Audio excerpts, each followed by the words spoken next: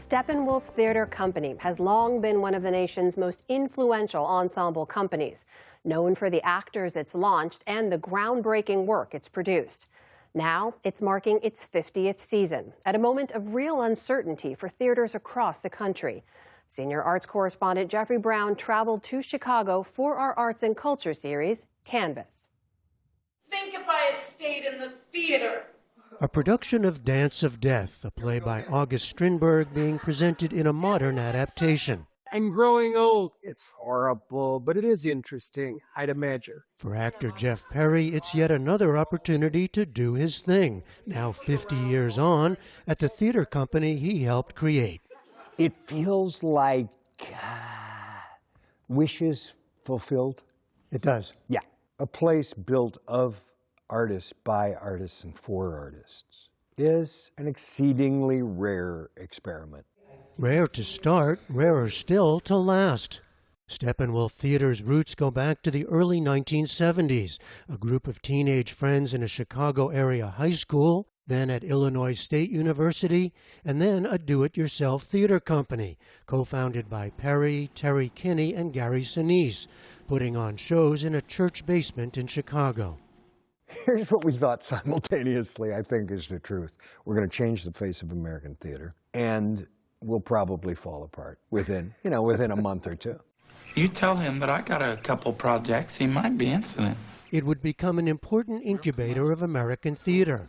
Actors, including John Malkovich, here with Sinise in a groundbreaking 1984 production of Sam Shepard's True West. I never thanked you for saving my life. Sinise himself would become best known as Lieutenant Dan in the 1994 film Forrest Gump. Laurie Metcalf, well known for her time on the hit series Roseanne. Joan Allen, Amy Morton, Martha Plimpton, more recently Carrie Coon. Playwrights including Tracy Letts, whose August Osage County won the 2008 Pulitzer Prize, and Rajiv Joseph and Terrell Alvin McCraney. All of them and more, along with several directors, are to this day ensemble members of Steppenwolf, meaning they work together in different shows over many years. It sounds different every time you do it. And whatever else they do in theater, TV, or film, they can and do come back to work at Steppenwolf. In 2016, as he rehearsed a new play written for his Steppenwolf colleagues, Letts told me that the freedom and sense of security that comes with the ensemble approach is priceless. I can afford to take chances. I can afford to make a fool of myself. They'll keep you around anyway. They'll keep me around anyway, and they'll tell me. They'll tell me to my face, you didn't get this right.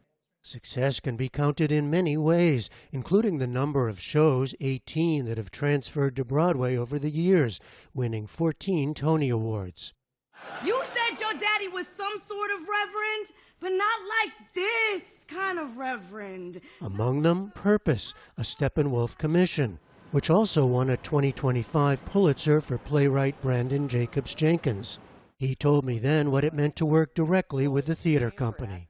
I'm designing the game board for these incredible artists to every night find a new way through the story that might ping differently, create different emotions. Everything in this play was sort of inspired by the acting ensemble that emerged from it. You can't be sneaking up on a man like that when he's fresh out. Among the Purpose cast, Glenn Davis, who now has an even more daunting offstage role, serving with fellow ensemble member, director and actor Audrey Francis as Steppenwolf's co-artistic directors. 50 years is a long time to keep a group of 17-year-olds together and still performing together and still, liking each other and enjoying being in the room together. So that's an accomplishment. Getting new generations of 17-year-olds. Yeah, and then adding new folks. I think that when Glenn and I took the role on, it was really as we were coming out of the pandemic. Why would anyone take on a leadership role of a nonprofit arts organization, in particular live theater, at that time? The answer: to keep a place that has nourished them and several previous generations alive and thriving. But Francis and Davis, who both in a sense grew up as theater professionals here, face a host of challenges. Steppenwolf in recent years greatly expanded its theater and public areas. More space to use, but also to fill. And it's not immune from the societal and other changes now roiling American theater generally.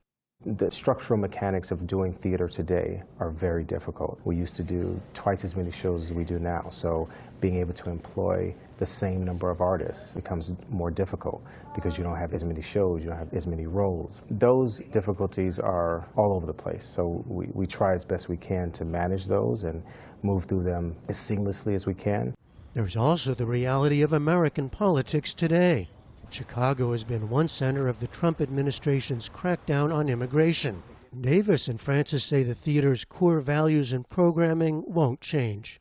I don't feel necessarily a pressure to program something that is commenting on something that's happening right now because everything is happening so fast. What I do feel is an obligation to our city to make sure that we're providing a place that is thoughtful, intentional, can be fun, can be challenging. Every one of these bring up memories. And so, 50 years on, Jeff Perry and his colleagues are still at it.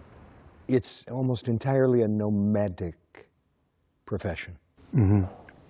This held the promise, at least, of an ongoing family of choice. And it proved, as the years went on, oh, it really is that. For the PBS News Hour, I'm Jeffrey Brown at Steppenwolf Theatre in Chicago.